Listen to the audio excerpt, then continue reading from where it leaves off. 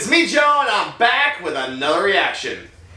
And by popular demand, we're back with extra history and the heavily requested Admiral Yi.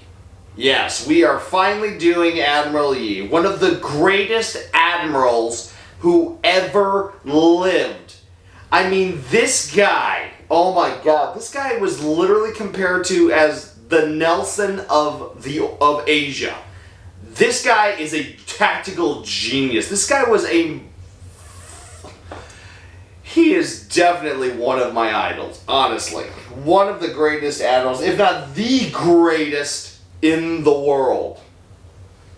And now we're going to finally react to the series Extra History did about him. But before we get into that, make sure you like, subscribe, turn on notifications, and of course follow me on all my social media down below in the description. And if you want to support this channel, you're free to go and support me on Patreon. Now, we're going to get on with Admiral Yi. We're going to start with episode 1 as usual, because God forbid we don't want to go to the end. And let's get this started in 3, 2, 1, and play. Wow, what a way to start.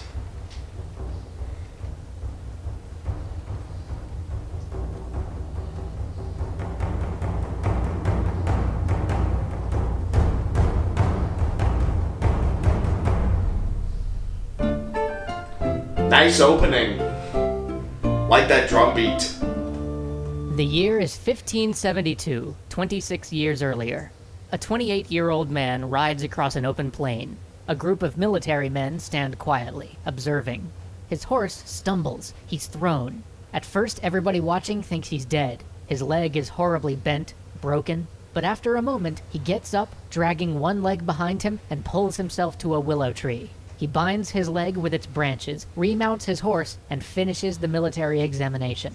He fails the exam anyway, but 4 years later he'll be back. He'll pass, and so will begin the career of one of the most glorious admirals of all time.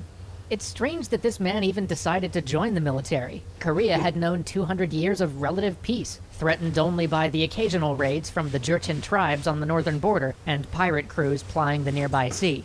The military was not a highly respected career choice for a man of noble birth. Taking the civil service exams and joining the ranks of the Confucian court was a much better way to achieve power and success. And yet, this man, Yi Sun-shin, though he was schooled in the Confucian texts, had dreamed of being a soldier since he was a little boy. And so, at last, when he had passed the military exam, he was appointed to a desolate fort along the northern border. Because While of course. most of the border forts were pits of corruption, seen simply as a place to dump individuals who had fallen out of favor with the court, Yi drilled his men rigorously and refortified his post, bringing it up to true readiness in case of an attack. One day, the provincial governor came by to inspect the post. This was a man all of the fort commanders dreaded, known for his harsh punishments and brutal discipline. But when he came to Yi, he simply said, well done, and moved on. Shortly thereafter, Yi was moved back to Seoul, a sign of growing favor, and he was given a post at the military academy there, training new recruits. He was by all accounts rigorous, diligent, and incorruptible. And this was exactly the problem. At this time, the military academy was actually a tool for younger noble sons to jump up the ranks quickly, and for courtiers to channel their favorite people into the cushiest assignments. And Yi was not cooperating. So, after a short stay in Seoul, he was booted back to a provincial assignment. By July, though, he had secured a position running a naval garrison and was rapidly rising up the ranks again. But here, too, he was schemed against by corrupt officials. Many attempts were made to have Yi removed, but each one he parried expertly until, one day, one of his previous superiors from the military academy, one who Yi had rebuked for corruption, was called to his province to do an inspection. Seeing an opportunity for revenge, the inspector wrote a report castigating Yi, saying he was completely negligent. When the report got to Seoul, Yi found himself dismissed from the military entirely. 4 months later, though, he was vindicated. Found innocent of the charges against him, he was returned to service, but demoted to the lowest possible officer grade. He might have languished at this menial post, but at last his diligence was finally rewarded when he was brought back to meaningful duty by none other than one of his former rivals. One of the fleet commanders who Yi had served under while maintaining the naval garrison had been transferred to the northern frontier, and knowing that he'd need good, capable officers, he requested Yi be sent with him. Soon, though, it it became clear that Yi was needed to garrison a fort on the Tumen River, which was one of the demarcation lines between Jurchen and Korean territory. Jurchen raiders roamed far south of the Korean border, looting and pillaging at will. Raids had nearly overrun the nearby frontier province, and so Yi took up the post. He drilled his troops until they were in top shape, and knowing that simply shoring up the defenses wouldn't be enough, he laid his troops out for an ambush and then lured the raiders into Korean territory.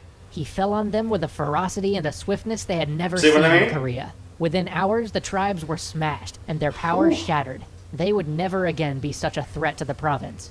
But here too, Yi was stymied by a jealous superior, and while the court was jubilant about his success, the official record reads, although the court recognized Yi Sun-shin's meritorious service to the king, it nevertheless decided against awarding him a prize. Shortly after this, Yi's father died, and being deeply rooted in Confucian ideals, Yi retired home for 3 years in accordance with the traditional mourning period. When he at last returned to service, he was put in charge of transportation for the court, but a mere 16 days later, it was decided that Yi was needed too badly at the border, and once again he was sent north. He was to man a small island fortress. Undermanned, crumbling, beyond disrepair, he once again drilled its garrison, shored up its defenses, and week after week sent out a request to the district commander for reinforcements. Then, one morning, as the mists rolled in and most of the men were out harvesting rice because the military was in such a state that men on the border had to harvest their own food, the Jurchen attacked, pouring out of the mist on horseback. Yi Sun-shin only had a dozen men to defend with. He and his handful of soldiers fought desperately, cutting their way to one group of captives and escaping with 50 people the Jurchen would have taken prisoner.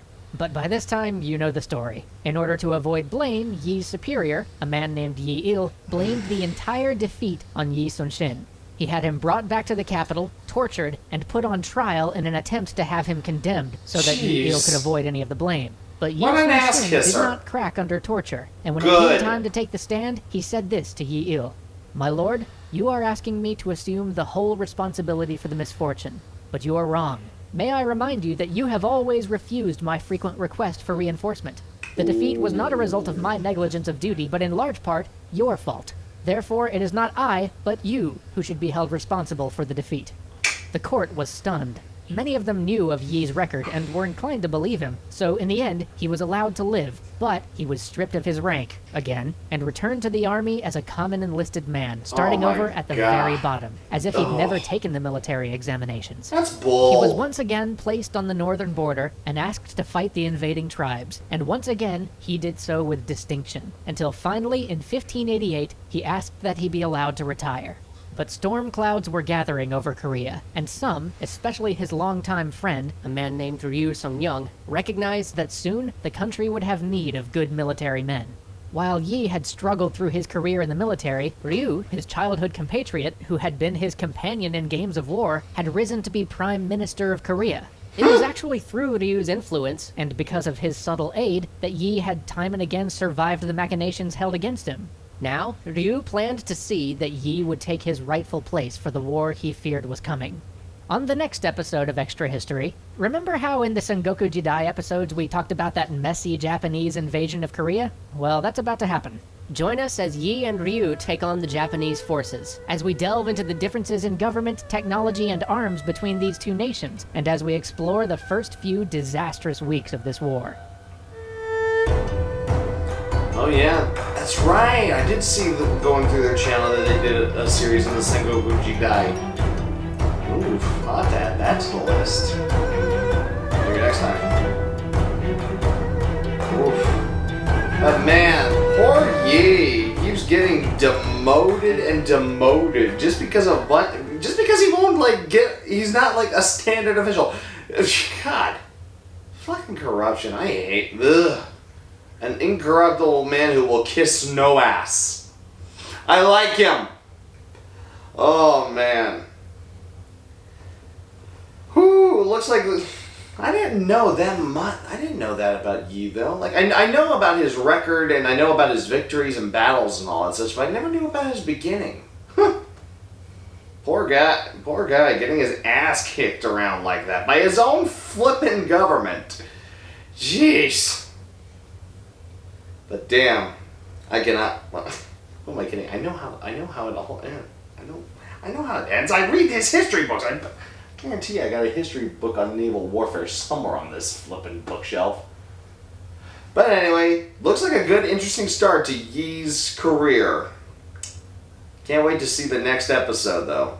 Let's see exactly what colorful things that history glosses over. That's crazy. I love that in extra history here, they bring out some of the more colorful points that don't get mentioned in history books. So this is interesting. This is fun. So, this was fun. Thank you for all you guys who voted for this. And now we shall continue on. So, until the next video, as always, you know who I am, I know who you are. I will see you all in the next video. Come, puppies. Let us go. Come. You coming, Koa? You coming, Koa? You just gonna stay in the corner? Alright.